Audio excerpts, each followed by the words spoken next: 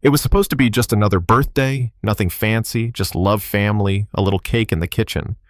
But instead, that night turned into the kind of memory that scars a heart forever. You see, Rachel had been married to Marcus for over 20 years. She'd stood by him when he was just a construction worker hauling bricks, when every meal was instant noodles, when the dream of owning even a modest home felt like a fantasy. Together, they built a life. They built an empire. And then somewhere along the way, Marcus forgot what it was all for. He forgot her. He forgot the promise he made when he first told her he'd never let her eat dinner alone. And worst of all, he forgot her birthday. The day started hopeful. Rachel put on the blue dress Marcus once said made her look like an angel. She even baked her own cake because she still believed he might come home early, maybe surprise her like the man she married years ago. Their daughter Alina, 18, now watched her mother humming softly in the kitchen. Something inside that girl broke a little. She'd seen the late nights, the excuses, the empty chair at family dinners. She wasn't blind. She'd inherited her father's sharp mind, but also her mother's sensitivity.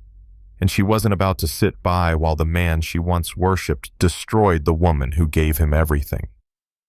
That afternoon, Marcus stood in front of the mirror in his penthouse suite, tightening his tie like a man about to walk into war. Only this war wasn't against competitors or government contracts. It was against his own conscience.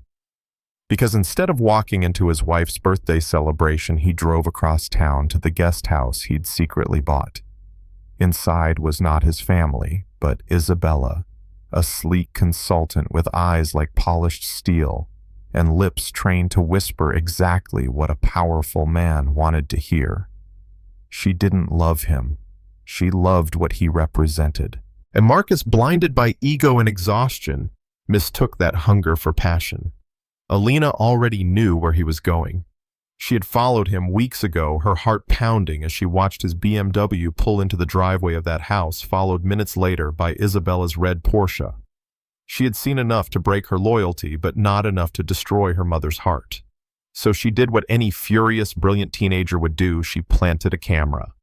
A tiny wireless thing she bought with money saved for college. She hid it in a decorative clock on the nightstand.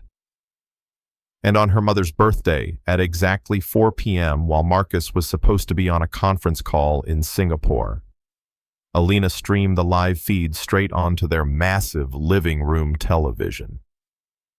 Rachel was sitting there in her angel blue dress, candles lit on the cake she baked for herself, when her daughter's voice cracked the air like a gunshot.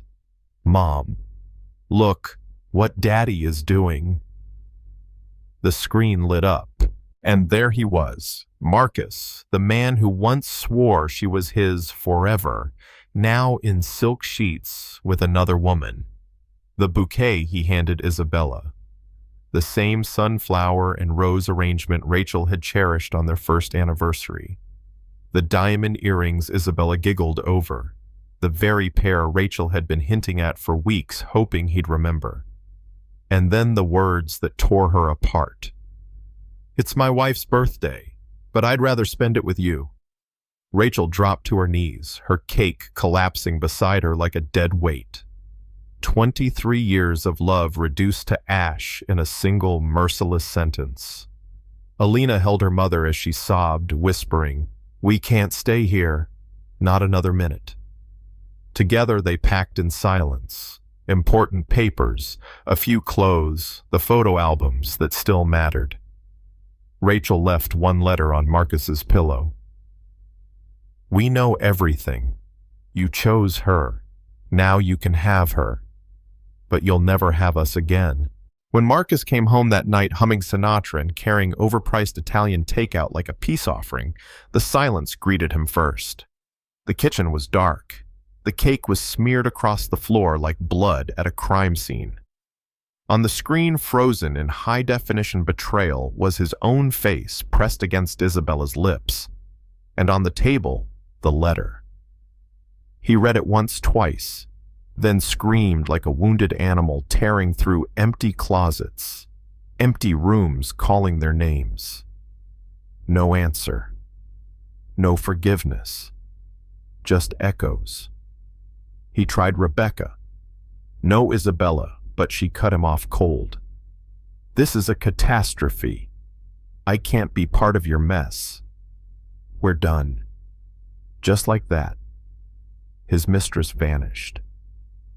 The empire he built began to shake. Business partners whispered, contracts stalled, his reputation corroded. And the man who thought he had everything was left with nothing but guilt. For weeks he spiraled. He stopped eating, lost 30 pounds, had a heart attack that nearly killed him at 45. And when he woke in a sterile hospital bed staring at the ceiling, he realized the truth. He wasn't a powerful man at all.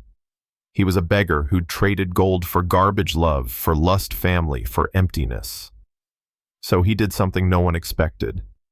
He sold it all. The mansion, the cars, the company.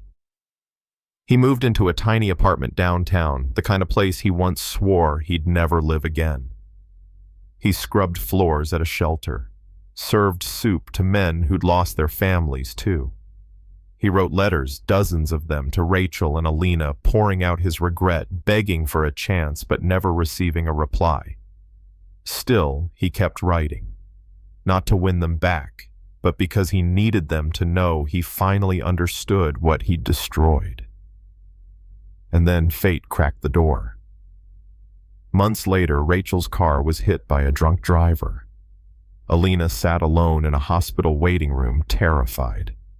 She had a choice. She could call anyone, but her hands dialed the number she swore she'd never dial again. "Dad," she whispered through tears. "Mom's in surgery." Marcus ran faster than he'd ever run in his life. When he saw his daughter pale, shaking, needing him, something inside him broke wide open.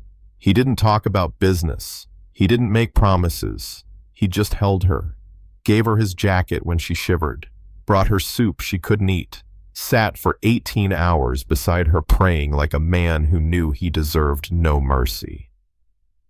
"You're different," Alina finally said, staring at the hollowed-out version of her father. "I'm trying to be," he replied softly. "Not for forgiveness, just because you and your mother deserved better." When Rachel finally woke, she saw two faces above her bed, her daughter's and the man who once shattered her heart. Weeks of recovery turned into cautious conversations. He didn't beg. He didn't defend himself. He admitted everything. "I never stopped loving you," he told her one night in the hospital garden. "But I stopped choosing you. Every day I chose work, ego, temptation, until you were gone. And I don't deserve you back. I just hope the man I'm becoming might be worth loving again someday." Rachel didn't answer right away, but she didn't walk away either. 2 years later, they weren't living in mansions anymore. They had a modest home, one that smelled of paint from Rachel's studio and home-cooked meals instead of catered dinners. Marcus ran the shelter where he once scrubbed floors. Alina studied psychology, determined to help families survive what hers almost didn't. They laughed again. They argued again. They lived again. It wasn't a fairy tale, it was something harder, messier, but maybe more real. Love rebuilt from ruins. Now here's where it gets tricky. Some say Rachel was a fool for forgiving him.